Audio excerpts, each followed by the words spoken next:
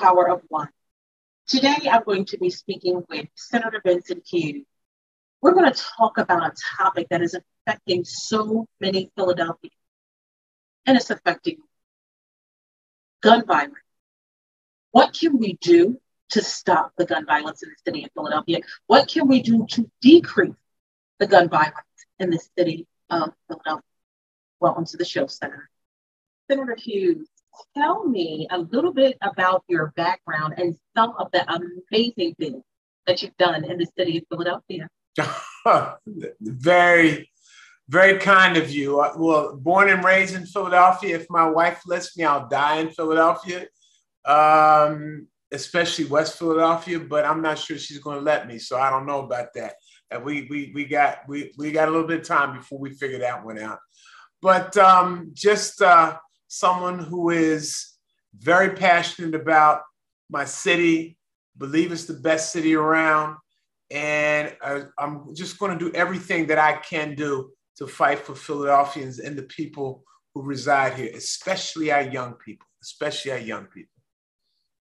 Okay. So, as you know, violence and gun violence in the city of Philadelphia is so alarming right now, Senator. Please tell me how elected officials can help decrease or even stop violence in the city of Philadelphia.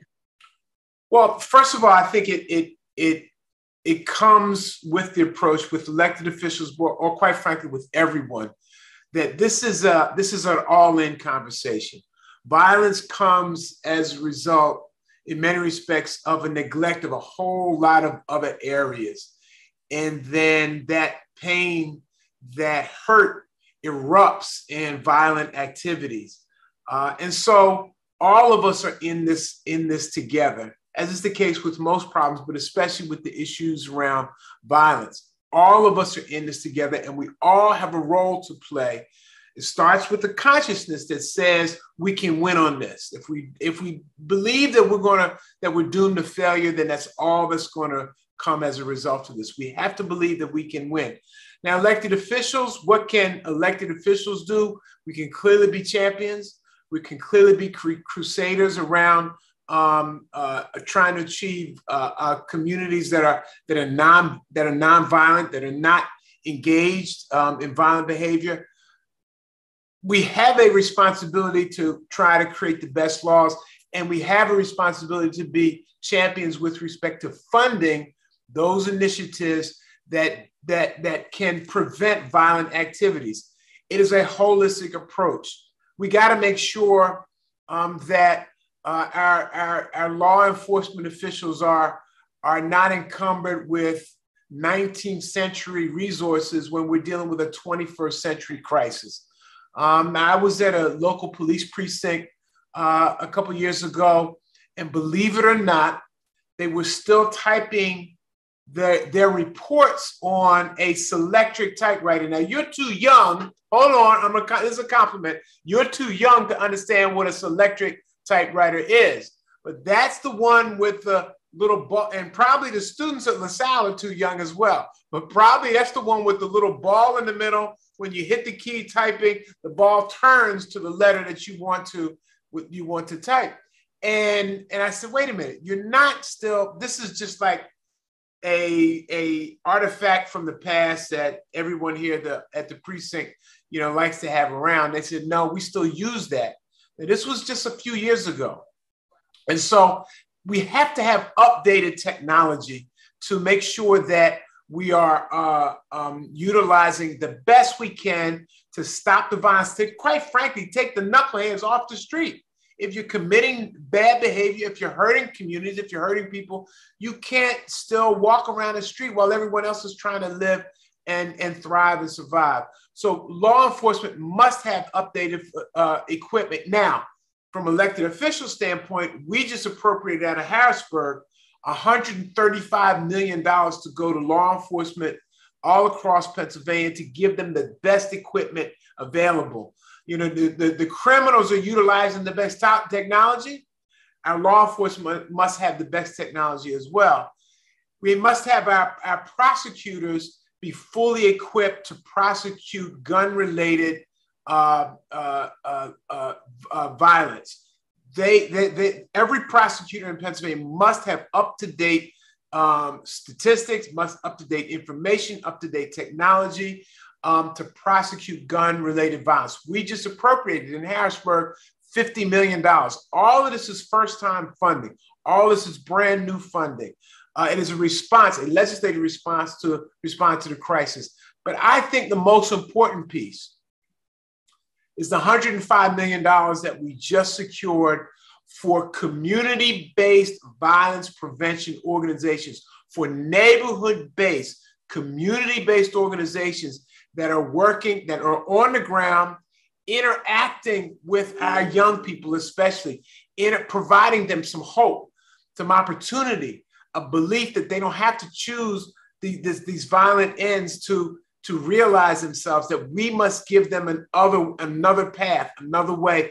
And the $105 million investment in these neighborhood-based organizations may be the most important part of this three-tool effort: the law enforcement, the prosecuting of bad actors, but most importantly, the investment in these young people and in their communities to give them another path. That, I think, may be the most important one.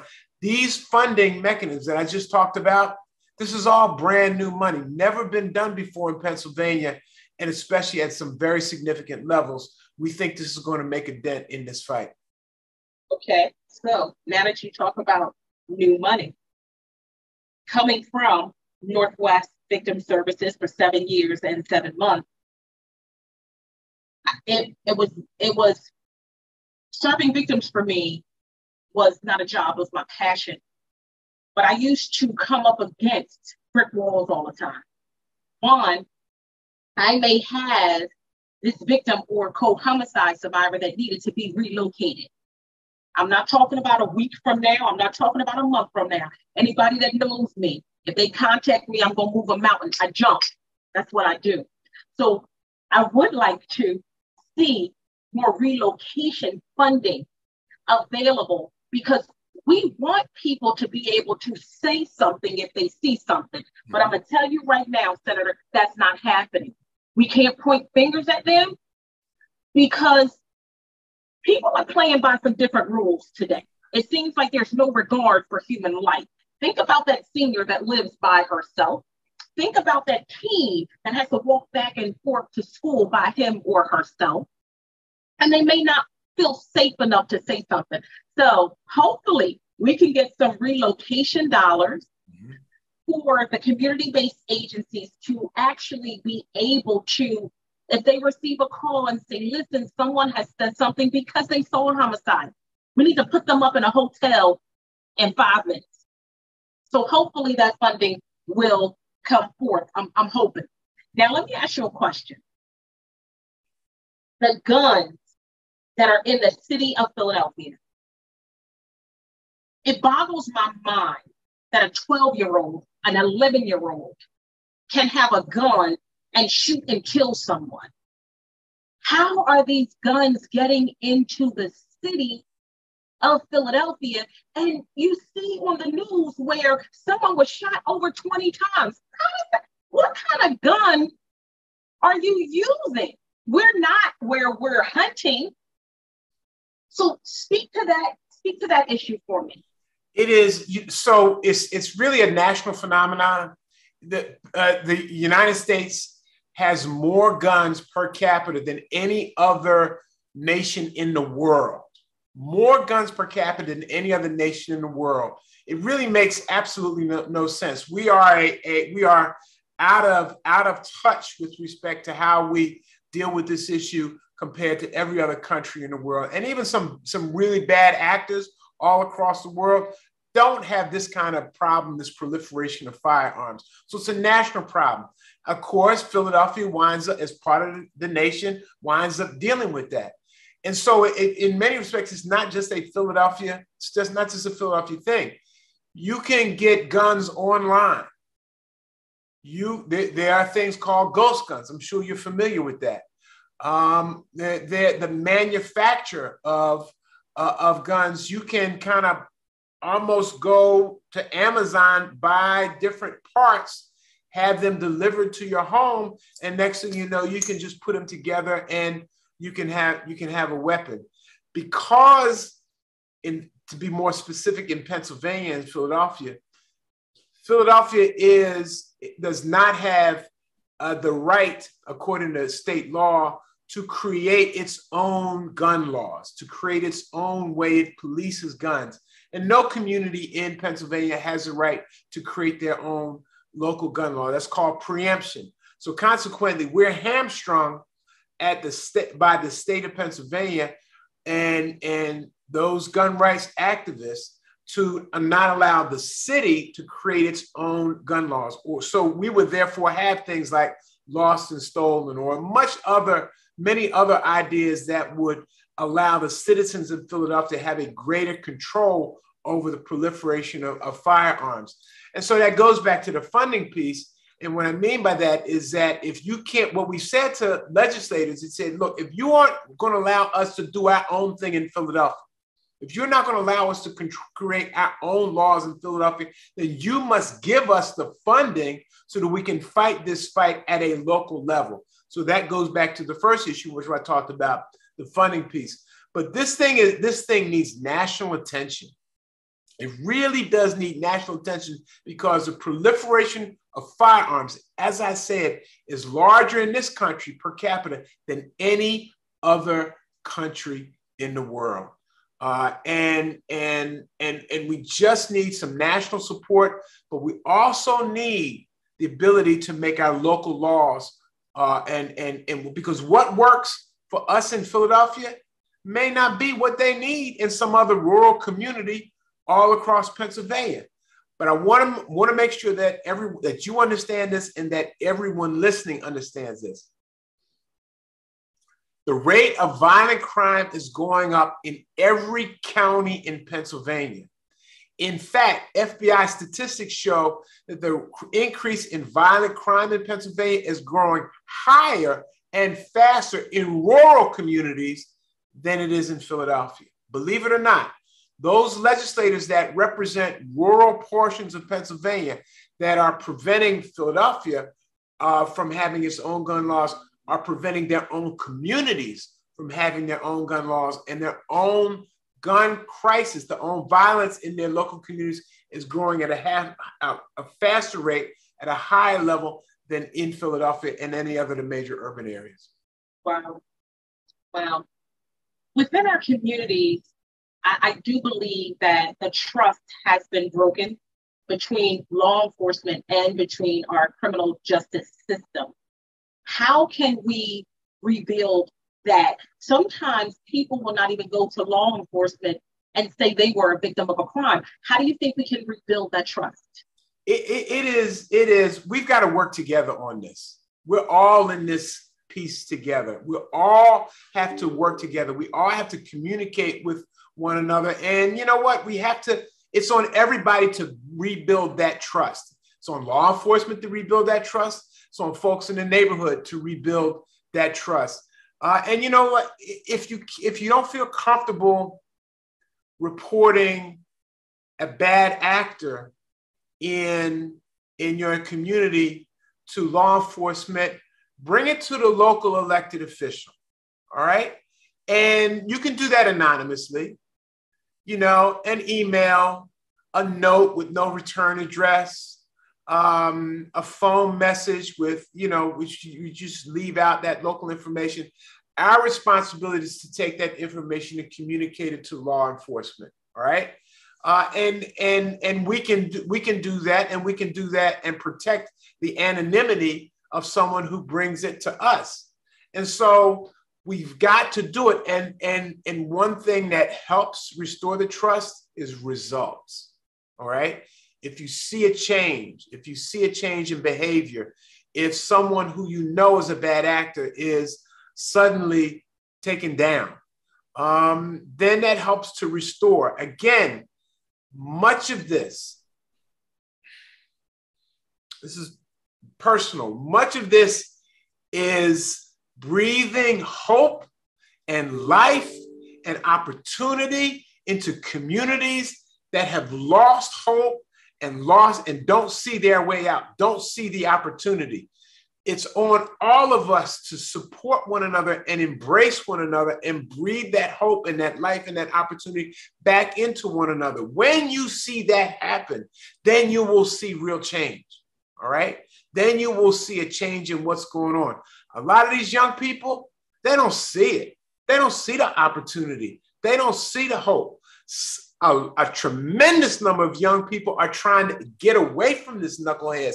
They don't want to be part of this craziness. We got to embrace them as well and say, okay, we know you don't want to be a part of it.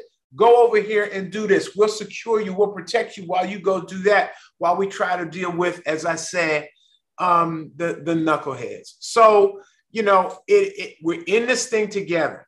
It's a holistic response that we've got to provide, and we can't give up. I'll say this, if we give up, then who do they have to turn to? Right. Other parts of society have given up. We cannot give up as well, because if we give up, you notice from your work, victim services, if we give up, then there is no hope. And I refuse to believe that we can't win on this. I know we can win on this issue. I agree. I agree. This line of work is very heavy. Over the last weekend, there were 7 homicides, which is just heartbreaking. Again, it's very heavy, but when I'm speaking to that mother, and before I get off the phone with her, and she says to me, I love you, priceless. That's the thing that keeps me going on and on, even though some days, and I carry my work home with me. Why do I carry my work home with me? Because I have a mother, I have a father, I have a husband, I have 2 children, I have grandchildren, and I think about them every day that I'm at work. Senator, here's my $1 million question for you. Do you think it's possible for gun violence to stop in the city of Philadelphia? Yes, I have to think it's possible. I've seen the successes. I've seen the wins. I've seen young people who are just doing phenomenal things in all kinds of spaces. So if they can win, we can help the others as well. We can help the others as well. If we show a different path, if we don't cower from this, do something that may be against nature.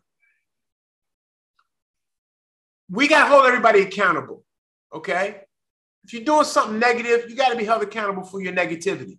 You got to. You're accountable for anything, any mess ups you make. I'm accountable for any mess ups I make. We all got to be held accountable. But you know as well as I, it's how we address that. We have to embrace our brothers and sisters, okay? In a certain way that shows them they got to be held accountable, but they're not going to be discarded, okay? That there is another path. And for our young people, especially, and focus on young people a lot, because, you know, if we give up on them, then it's lost, okay? Those that are looking to go and do the right thing, we got to make sure that they have that pathway to get that right thing done, because they are in many respects the best messenger to those who are not doing the right thing. And they in many respects are the messenger to say, yo, dude, you don't have to shoot up. You don't have to bang. You don't have to cause mayhem. There is another path. It worked for me, so I know it can work for you. We come from the same neighborhood. We come from the same community. We come from the same block. I didn't have to do this, and I got out. I didn't do it, and I got away. You can have that same thing too. We can never be in the business of discarding our community, especially our young people who have been born into a circumstance that has fully been against them since their inception, since their birth. It has been stacked against them. Poor funding of schools, poor funding of housing, healthcare systems that are not responsive. The odds have been stacked against them. We cannot give up on them because they didn't get in this situation on their own. I agree. And let me say this to you. I get frustrated sitting in meetings when it's you and I sitting in meetings. And I would always say, there's the wrong people sitting around the table.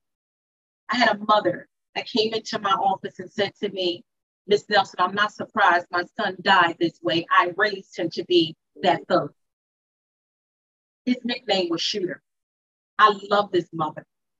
This mother was totally honest to me, and she is saved now, and we still talk every day. And I said to her, you're going to be the instrument to change the city of Philadelphia. The heartbreaking part to me, Senator, is that I don't see her at any of the meetings. I don't see anyone calling this woman to have her come and speak to other family members. You got to get someone who is of that life or who was of that life to change the mindset of some others. Just like you said, some of those young people who are about that life and they're changed, and now they're going to go back and say to their friends, we can't do this anymore. So, senators, sometimes I think we have the wrong people in the meeting. We're preaching to the choir. How do we reach those mothers and fathers who have raised their sons and daughters to be those thugs? How do we reach those, it's male and female, that are on a corner wreaking this havoc? How do we reach them? We just got to go talk to them, and we have to use the right messengers to communicate the right message, right? You know, sometimes it's not in the fancy boardroom. Sometimes it's right there, right on the block, right on the corner, okay? And it's maybe a different kind of messenger that's reaching out, all right? Maybe it's a message that doesn't judge. All right. You know, when you start, we're human beings. When you enter a situation and somebody's judging you on the front, like, whoa, the walls come up. You want to hear that. All right. But from a funding standpoint, the idea with the money that we generated out of Harrisburg for the prevention side of this conversation is to empower those grassroots, neighborhood-based organizations that have that kind of mindset to go talk directly and to go into the spaces that traditional organizations would not go into, maybe fearful of, but to go there and try to make that connection. We cannot give up on ourselves. We must always believe in ourselves and fight for ourselves, understanding that some of us are making some bad decisions, but we cannot give up on ourselves. We just got to find the right message, the right messenger to make that communication. I am not giving up hope. I am not giving up hope. I refuse to give up hope, because if I don't have hope, what do I have? And every day, I usually run into some young person who is doing the right thing, who is doing good. All right. And that keeps me going, like I'm sure it does you. It does. It does. I appreciate your passion, your energy. And I do want to say this. The day you go to Washington, because we need to make this known on a national level, I will be there with you hand in hand. And we are going to make sure people understand the fight we have in the city of Philadelphia. And we're going to be the ones to make the change. Thank you. Please remember, the power of one starts with you. Thank you so much, Senator. Thank you. Appreciate you. Thank you so much for joining me today. Please understand and please know it is my passion to try to do something with others, collaboration, to see how we can stop the gun violence in the city of Philadelphia. It is so alarming and it is so heartbreaking. It's affecting everyone, children to seniors. Families are being turned upside down because they are losing a loved one to gun violence. Something must be done. Please join the fight so we can stop the gun violence in the city of Philadelphia. Peace and love.